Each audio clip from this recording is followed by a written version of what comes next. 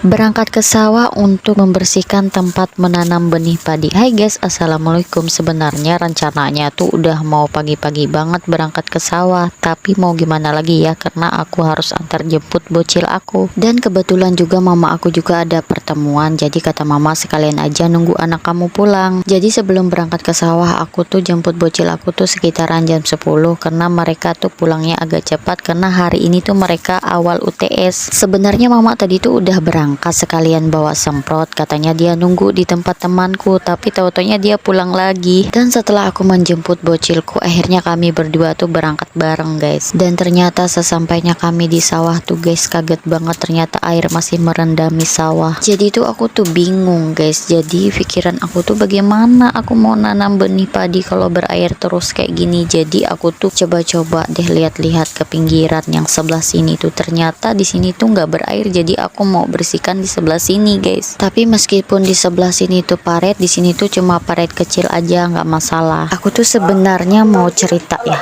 kok aku mau cerita, enggak sih, sebenarnya aku mau cerita ya sama kalian. Aku bilang dulu kan mama aku tuh nggak bakalan, maksudnya istirahat dulu bersawah, maksudnya nanam padi, tapi ternyata dia tuh kayak usaha aja, aku juga mau berladang juga, sayang kalau nggak di ladang sawahnya. Kalian tahu kan yang namanya orang tua, apalagi tuh yang heboh-hebohnya kalau misalnya punya tanah yang nggak digarap itu bisa-bisa disita sama negara. Jadi dia tuh takut banget guys. Ya, dan akhirnya dia memutuskan untuk bersawah lagi guys di tahun ini. Ya udah deh, terserah dia, nggak apa-apa, yang penting dia masih sehat kuat kan. Karena aku tuh mau ngelarang juga nggak bisa guys. Kalau dia diam di rumah tuh bisa-bisa tuh malah dia sakit karena udah terbiasa badannya bergerak. Jadi memang kami tuh berangkatnya sama-sama guys, tapi di sini tuh dia tuh juga punya garapan sendiri. Dia kan juga mau nanam padi, jadi aku tuh nanam padinya lain juga daripada dia, jadi nggak bisa satu. Seperti yang kalian lihat guys, biru banget kan langitnya. Ini tuh bener-bener panas, jadi aku tuh mau istirahat dulu. Dan ini dia penampakan tempat aku nanam benih padi nanti guys.